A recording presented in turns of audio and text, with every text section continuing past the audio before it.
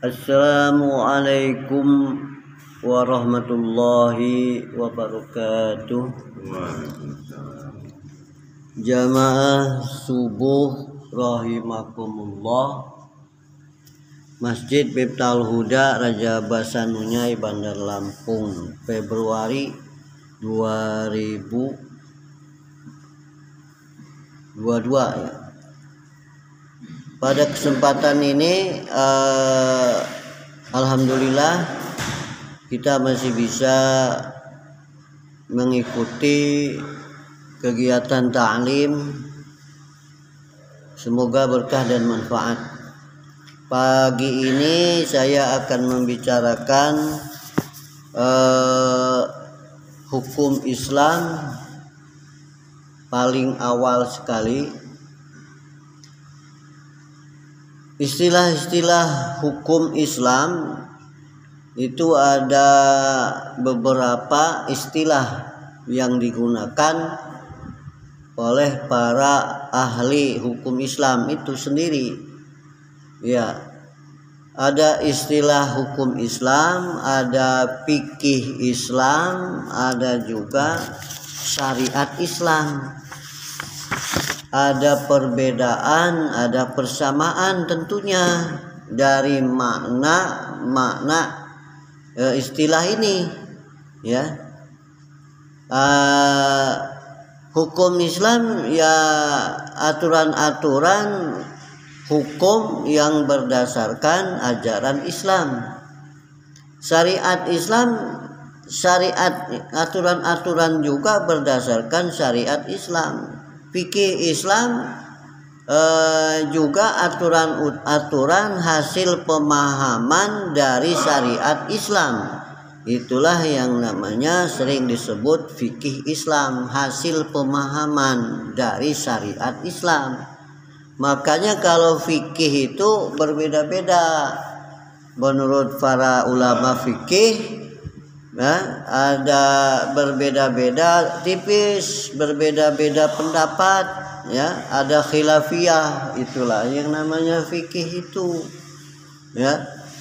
Misalnya ada fikih mazhab Syafi'i, Ambali, Hanafi, Daud Zahiri dan sebagainya, ya. Ini para ahli mujtahid, para ahli ijtihad terhadap hukum itu ya berbeda. Ya memang beda-beda. Itu namanya fikih. Fikih Syafi'i, fikih Hambali, fikih Daud Zahiri, yaitu, ya. Jadi inilah yang namakan berbeda pendapat itu rahmat. Ikhtilaful ummati rahmatun. Berbeda pendapat umatku itu adalah rahmat, bukan laknat. Kita ini suka mengambil ini laknat karena tidak paham, ya, mana syariat yang baku, ya, mana fikih. Nah itu di sini, ya. Perbedaan syariat dengan fikih Islam. Syariat adalah wahyu Allah dan sunnah Nabi Muhammad SAW sebagai rasulnya. Sedangkan fikih adalah pemahaman manusia yang memenuhi syarat tentang syariat dan hasil pemahamannya itu sendiri, yaitu fikih. Yang kedua, syariat bersifat fundamental dan mempunyai ruang lingkup yang lebih luas karena kedalamannya oleh banyak ahli dimasukkan juga kajian akidah, tauhid dan akhlak. Fikih bersifat instrumental. Ruang lingkupnya terbatas pada hukum yang mengatur perbuatan manusia yang biasanya disebut dengan perbuatan hukum. Yang ketiga, syariat adalah ketetapan Allah dan ketentuan Rasul-Nya, oleh karena itu berlaku abadi. Sedangkan fikih adalah karya manusia yang tidak berlaku abadi, melainkan dapat berubah dari masa ke masa. dan karena perbedaan tempat. Ini termasuk juga, ya. Syariat hanya satu, sedangkan fikih mungkin lebih dari satu. Hal ini tanpa pada banyaknya aliran hukum dalam Islam yang lazim disebut dengan istilah mazhab-mazhab itu.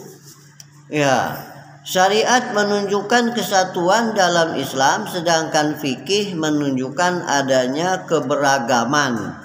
Menurut M. Daud Ali dalam bukunya ini dikatakan demikian, ya.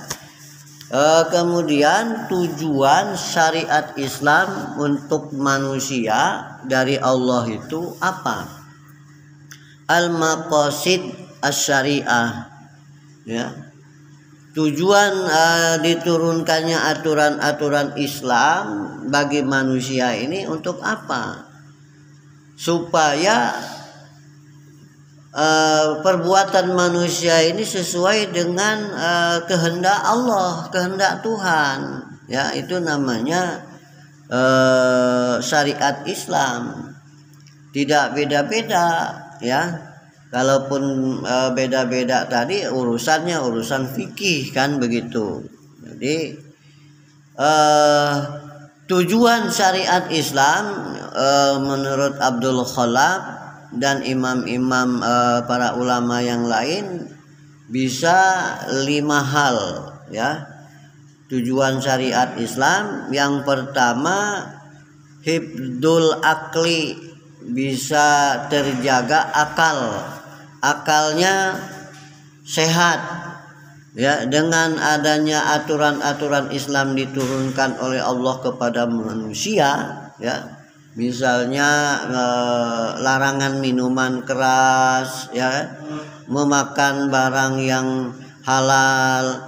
Nah, ini tujuannya apa? Ada tujuannya supaya akalnya ini sehat. Sebab kalau dia minuman keras yang dilarang oleh Allah itu, ini akan menimbulkan tidak sehat. Akalnya itu akan rusak. Apalagi misalnya al-khamr, ya, narkoba, psikotropika. Ini ada undang-undangnya dari negara juga, ya. Dalam hal-hal tertentu ya boleh ini untuk pengobatan, itu pun dokter yang diperbolehkan, yang mempunyai kewenangan menggunakannya, memanfaatkannya berdasarkan undang-undang yang berlaku juga, ya. Jadi itu ini jadi bahayanya itu, ya, akhirnya otaknya ini kurang begitu baik nanti kalau sudah mengkonsumsi itu. Yang kedua, hifdzul mal, terjaganya harta. Dengan adanya aturan Islam ini, misalnya ini harta kita dilindungi, harta orang lain dilindungi, harta negara dilindungi dengan aturan-aturan undang-undang, ya, dari Allah juga, dari pemerintah juga, undang-undang yang dikeluarkan oleh pemerintah, misalnya DPR dan Presiden. Nah, ini juga sebenarnya apa? Supaya terjaga, ya, milik orang lain itu, milik harta negara itu terjaga juga, harta kita terjaga juga dengan adanya hifdzul mal itu. Nah, ini tujuannya, jadi aman nyaman hidup kita ini. Yang ketiga, hifdzun nafs, terpelihara jiwa, ya, dengan jiwa, ya, kolbu kita. Makanya soal hati, soal kolbu itu diatur juga oleh Allah dan Rasulnya supaya tenang hatinya, supaya tenang, karena jiwa-jiwa ini kan bisa berubah-ubah, kan, karena ada nafsu, ya. Ada nafsu amarah, ada nafsu lawamah, ada nafsu mutmainnah dan sebagainya. Kalau sudah nafsu mutmainnah, tenang, tentram, adem, ayem, orangnya santai, ya kan? Iya, ini kelihatan kalau sudah ada istiqomah itu. Nah, ini hifdzun nafs, terpelihara jiwa-jiwa ini, Kemudian hibdun nasab, terpeliharanya keturunan dengan adanya hukum pernikahan, hukum perkawinan, ya, yang kaitan hukum yang diatur oleh Allah dan Rasulnya Nabi tentang perkawinan, dan sudah diatur juga oleh pemerintah.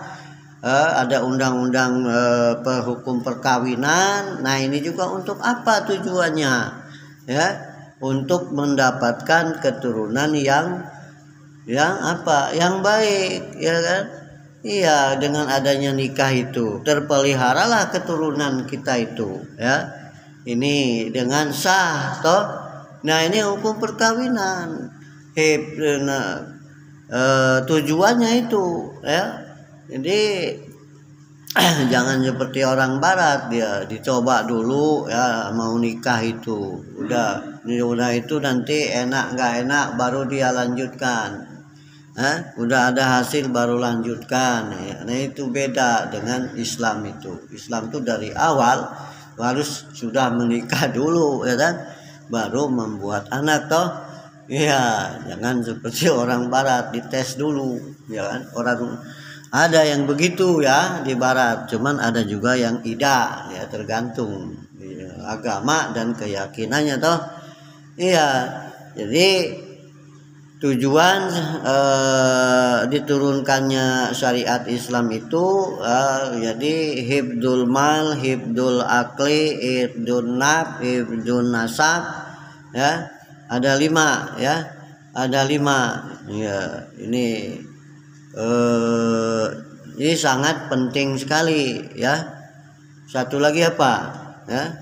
Hibdudin, terpelihara agama, ya. Artinya dengan adanya agama ini terpelihara juga agama yang lain juga, ya kan. Ya, di muka bumi ini kan beda-beda keyakinan agama, toh.